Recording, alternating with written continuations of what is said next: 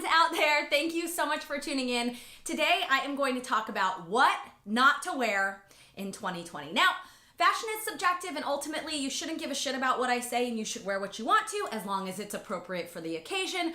But if you are interested in being on trend or even a little fashion forward, this video is definitely for you. So if you're interested in what is new and now and what is so 5 minutes ago, then you're going to love this video. I am an offender of what not to wear in 2020 because although I am polished up top, or let's call this business up top, I am Netflix and chill on the bottom with hey, you know, it's TV magic. I don't know if I should have showed you guys that. Anyways. And for those of you guys new to my channel, welcome, and I would love for you to subscribe. Just tap that button down there. The first what not to wear in 2020 in no particular order is, oh, some people are gonna hate me for this, the Gucci logo belt. You guys know, the one with the double G's in gold. I've seen it. It's been shoved down my throat. I see it everywhere. I'm exhausted of it. You know when you see something too much, it's like eating the same thing too much and all of a sudden you never want to eat it again. That is how I feel about the Gucci logo belt. The good thing is it's Gucci, so it's an investment piece, and the reality is that it will eventually come back into trend. So keep it in your archives and it will always keep its value, and it's definitely something you want to have forever. This next trend, I have to say, I never jumped on the bandwagon. It is those exaggerated dad sneakers. Now, at inception, they were just dad sneakers, like what your dad wore in the 90s or the 80s. But then designers got a hold of them, like Balenciaga, and supersized them to be these massive, clunky, exaggerated, huge, like moon boot style sneakers, and we saw them a lot last season. I still feel like people are wearing them. I think now we're transitioning more into sleek sneakers, so think Converse, Golden Goose sneakers, you know, maybe even just a little ked, a simple lace up, just something that's a little bit more toned down and not so like, ugh, like in your face. I did appreciate some of those fashion girls wearing the sneakers, even though I never would. They just, for me, did not do me any favors. I just didn't feel like myself, you know, and I think that's really important when you see trends. If you put them on and you don't feel like yourself in it, never wear it. Do not. There's a zillion trends, you know, move on to the next. But yep, dad sneakers, you're out,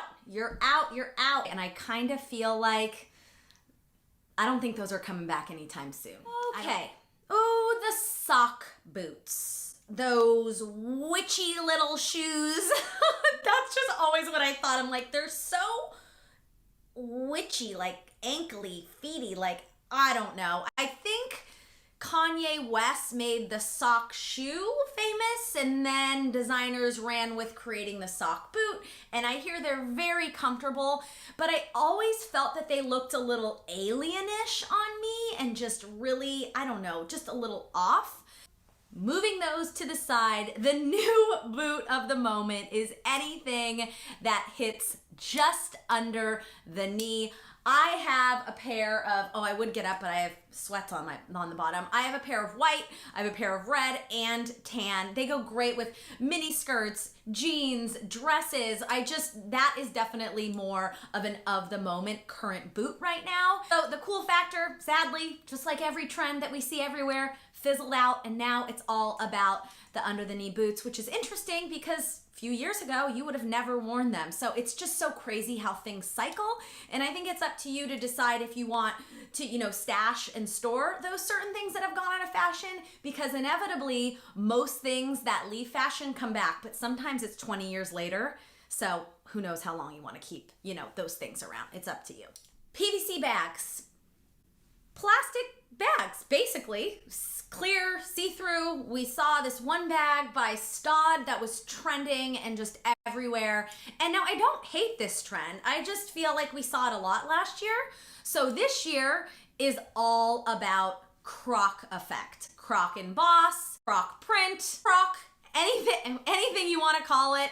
Croc is literally everywhere, especially patent and neutral colored croc print. Truthfully, I can still appreciate a PVC clear bag, you know, if you're going to the beach or, I don't know, a resort or on vacation. Like, I don't hate it for vacation, but for fashion, for going out, or maybe your evening bag, I mean, it's just kind of like, go for the croc. Okay, the next trend to retire in 2020 is completely off the shoulder tops and dresses. And thankfully, because when you wear those, you have to like walk around like you're a robot because you can't say hi, you can't hug without it going right up to your neck. You know what I'm saying? Specifically, I am talking about the one with like the oh shit strap right here. You know, it's totally off the shoulder, but then they decided to put a little tank top strap right here, which I never understood. It's kind of like, you know how there's the cold shoulder tops? This is like the frozen shoulder, right? Not functional fashion at all. Now, I'm specifically talking about these tops and dresses for day wear. I love evening gowns that are strapless or off the shoulder. That's different. But for ready to wear, day wear, doesn't feel fresh and new anymore. I prefer a new neckline, like maybe a square neck, camisole or spaghetti strap, or even, you know, the one shoulder is back, especially like a draped one shoulder. So yeah, there's plenty to choose from, but this one, out. So let's talk about biker shorts. Okay, I'm totally fine with biker shorts at the gym, hanging out, I don't know, being casual. What I have a problem with is biker shorts being worn with blazers, I don't know, pumps and sweaters, silk top. We've seen it. It was cool and edgy and unconventional and different when we first saw it. I appreciated it on some girls. Like, I definitely did. Like, even the Kardashians pulled it off, whatnot. I never wore it because it just never was for me. Now it's all about the faux leather pants, that texture, especially for spring. That texture, that nuance, that fabric is more new right now than, you know, your stretchy shorts. The next thing you need to shelve in 2020 are platform round toe pumps. Now, I think Christian Louboutin made these popular in the early 2000s. I wore them in the early 2000s, but they're really that kind of like a bulbous round toe platform pump. It just feels very early 2000s, and it's funny, I included these in my video because I've seen that people are still wearing them. I think now you need to go for a sleek pointy toe. It does wonders for your legs and kind of lengthening your silhouette and your legs. Like that point really like draws the eye up and down. So that's a plus. Don't get me wrong, I love a platform style. I'm specifically just talking about pumps here, just pumps. Now, I wasn't gonna talk about this because I realized I have recapped a lot of shoes. It's funny, shoes have really been at the forefront of trends these past few years. But I need to share this because I just feel like these shoes don't do any favors for anybody. Anytime I see someone like a cute outfit and I look at their shoes and they have those, you know, wedge boots on, I'm like, oh, my mom's probably gonna hate me because I think she has a pair of black wedge boots, but whatever. Whatever, if you're comfortable, wear them. I just feel for those of you who want to be fashion forward that I would try a different heel, like a stacked heel or a kitten over a wedge heel. That's just what I'm saying in 2020. Who knows what I'm gonna say in 2021 or 2022. I might be like, remember 2 years ago? I hated wedge boots. Now you need to buy them all.